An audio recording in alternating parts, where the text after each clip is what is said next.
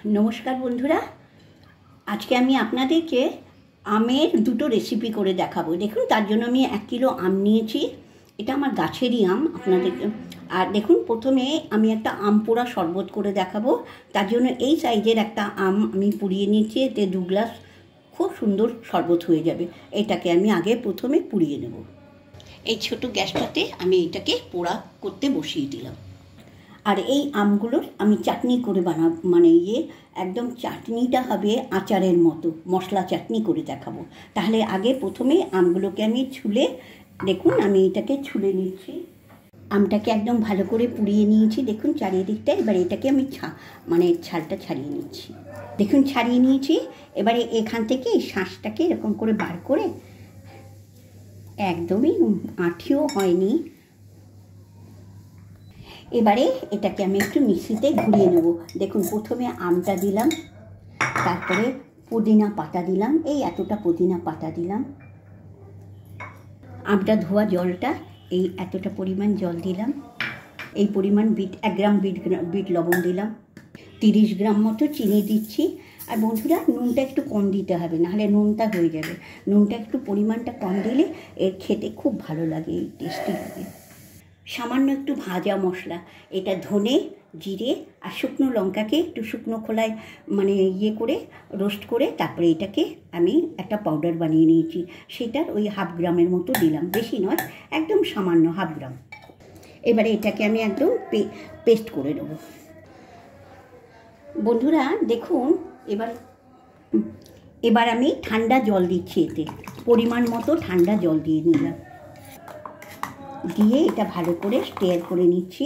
এই দেখুন এইরকম ঘনত্বটা আপনারা দেখে নেবেন। আর বন্ধুরা চিনিটা একটু বেশি খেলে, আমি যেমন 40 গ্রাম চিনি দিয়েছি, আপনারা ওটা 50 গ্রাম করতে পারেন। আমি আরেকটু লাগবে, একদম ঘন হয়ে যাচ্ছে। এই দেখুন এই ঘনত্বের শরবতটা হবে। এত সুন্দর করে এটা পেস্ট হয়ে গেছে যে মিক্সিতে ঘোরালে এটা সুবিধে, আমাকে আর ছাড়তে হবে না। এটা একদম প্রিপেয়ার হয়ে গেছে। আর শরবতটাকে আমি এরকম গ্লাসে ঢেলে দিচ্ছি। দেখুন 2 গ্লাস বলেছি, পাক্কা 2 গ্লাসই হয়েছে। এবার এতে আমি একটা পুদিনার দিয়ে দিচ্ছি, আর একটু ডেকোরেট করে দিচ্ছি। দাঁড়ান, ডেকোরেশনের জন্য কয়েকটা টুটি ফুটি দিয়ে দিচ্ছি।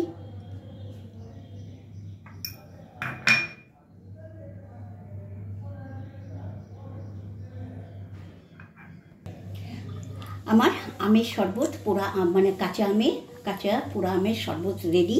একবার এইটা খুব হেলদি, এই গরমকালে লু লাগলে খেলে খুব ভালো হয়। আর তাছাড়া আজকে যা গরম পড়েছে, এই মাঝে মধ্যে এরকম আম পোড়া শরবত খেলে শরীরও ঠান্ডা, মনও ঠান্ডা। আমটাকে আমি হাফ করে কেটে নিয়েছি। এবার এটাকে এইভাবে কেটে নেব। এই আমটা একটু বড়, তাই বড় বড় সাইজের হয়েছে। এটা আমি প্রথমে কড়াইতে দেবো, নিয়ে চপবোর্ডে এ দেখুন একদম সহজেই কেটে যাচ্ছে। এইভাবে আমি কেটে নিচ্ছি। কড়াইটি খুব বেশি তেল দেবো না, সামান্য একটু তেল দিচ্ছি। দেখুন এই মশলা আচারটা করার জন্য আমি একটু মশলা দিয়ে করব, তার জন্য এটাকে আচার, কিন্তু এটা না বহুদিন থাকবে না। যেহেতু আমটাতে এখনও আটিটা মোটা হয়নি, আটিটা যতক্ষণ না শক্ত হয়, আমি দেখুন পরিমাণ মতো এতে 5 ফোড়ন প্রথমে দিলাম, লঙ্কা দিলাম। আমটা বিভিন্ন সাইজের ছিল, ছোট বড়, তাই বড় আমের পিসগুলো প্রথমে দিচ্ছি। এই দেখুন আমার তরকারি ফোড়নটা হয়ে গেছে ভাজা। এবারে আমি বড় আমের টুকরোগুলো প্রথমে দিয়ে দিচ্ছি। বড় আমের টুকরোগুলো 2 মিনিট আমি আগে ভাজা করে নেব। তারপরে এই দেখুন এখানে রাখা আছে ছোট আমের টুকরোগুলো পরে দিয়ে দেবো। 2 মিনিট আমার এটা ভাজা হয়ে গেছে। দেখুন একটু ভাজা হয়ে গেছে, তাহলে একদম সমান, এটা বেশি গলে যাবে না। এবারে আমি ছোটো আমগুলো দিয়ে দিচ্ছি। এখন কিন্তু আমি ভুলেও নুন দেবো না, নুনটা আমি একদম শেষে দেবো। নুনটা দিলে যেহেতু এই আমগুলোতে দেখুন আঁটি হয়নি এখন, এই আচারটা আমি বানাচ্ছি ওই 2 মাস 3 মাস খাওয়া যাবে, কিন্তু বছর বছর রাখা যাবে না। এই আটিওয়ালা আমটা আচার করলে ওটা রাখা যায়। এইটা আমি এখন এই 2-4 মাস 2 মাস খাওয়া যাবে। এটা 2 মাস থাকবে না, 15 দিনেই শেষ হয়ে যাবে। এবার একটু হলুদ দিচ্ছি, একটু এখানে 1/2 চামচ মতো ভাজা মশলা। বন্ধুরা ভাজা মশলাটা হচ্ছে একটু মানে সমপরিমাণ জিরে, ধনে আর 4-5টা শুকনো লঙ্কা দিয়ে আমি একটা ভাজা মশলা তৈরি করে রেখেছি, সেইটা ওই 1/2 চামচ দিলাম। দেখুন আমার এটা একদম সুন্দর 10 মিনিটে একদম কষানো হয়ে গেছে। এরকম কষে দেখুন এটা গলেও গেছে, এই যে একদম সেদ্ধ হয়ে গেছে। এইবারে আমি এতে গুড় দিচ্ছি, এই আখের গুড় ছিল, সেই আখের গুড়টা ছোলা গুড় ছিল, সেটা দিয়ে দিলাম। এই প্রায় 300 গ্রামের মতো আখের গুড়, 300-350 গ্রাম আখের গুড় দিলাম। আমার আম ছিল 700 গ্রাম, আমি এখানে মানে এই 400 গ্রাম মতো গুড় দিয়েছি। আর একটু লাগবে, তার জন্য আমি এতে চিনি দিয়ে দিচ্ছি আরও 50 গ্রাম। তার মানে 1 কিলো চিনি, 1 কিলো আমে 700 গ্রাম চিনি বা গুড় লাগে। তো আমি এখানে মোট মানে 7-7-49, ওই 500 থেকে একটু কম চিনি আর গুড় মিলিয়ে দিলাম। আর সামান্য একটু ওই 1/2 গ্রামের মতো আমি এখানে শুকনো লঙ্কার গুঁড়ো দিচ্ছি, যাতে কালারটা খুব সুন্দর আসে। এবারে আমি এটাকে নাড়াচাড়া করে ভালো করে, এবারে এটাকে আমি 5 মিনিট একটু ঢেকে রাখবো। হয়ে গেছে আমার চাটনি, হয়ে গেছে একদম, আচারটা সুন্দর হয়েছে। এবারে নামাবার আগে আর 1 চামচ আমি এই ধনে, জিরে আর শুকনো লঙ্কার গুঁড়োটা দিয়ে দিলাম।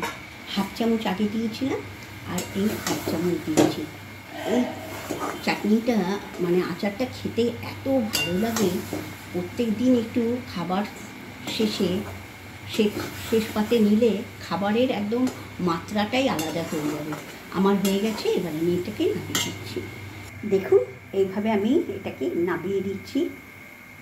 এই আচারটা খেতে এত ভালো লাগবে, ওই এমনি আঠিওয়ালা আচার আর এটা আঠি ছাড়া আমের আচার, এটা বেশি দিন টিকবে না। আর একটা টিপস বলে দিই বন্ধুরা, এই আচারটার মাত্রা এনে দেবে ওই ধনে, জিরে আর শুকনো লঙ্কার ওই ভাজা মশলাটা। বন্ধুরা কাঁচা আমের চাটনি আচার রেডি। আর এই আচারটা করার একটা টিপস বলে দিই আপনাদেরকে, সেটা হচ্ছে বিশেষ জরুরি। যেহেতু কাঁচা আম, এতে 800 মানে 1 কিলো আমে 800 গ্রাম চিনি বা গুড় দিতে হবে। আপনি গুড় বা চিনি মিলিয়ে টোটাল 800 গ্রাম হিসেবেই দেবেন, 1 কিলোতে 800 গ্রাম। আর যখন আটি হয়ে যায় তখন 1 কিলোতে 700 গ্রাম। তো আমার রেসিপিটা রেডি। আপনারা একবার ট্রাই করে দেখবেন, একদম লাজবাব টেস্ট হয় এটার খেতে। আর আপনারা সকলে অনেক অনেক ভালো থাকুন, সুস্থ থাকুন। আর সকলের সুস্থতা মঙ্গল কামনা করে আজকের মতো এখানেই ভিডিওটা শেষ করছি। যাবার আগে একবার নিবেদন, যদি ভালো লাগে অবশ্যই আমাকে একটু লাইক, শেয়ার অ্যান্ড সাবস্ক্রাইব করবেন।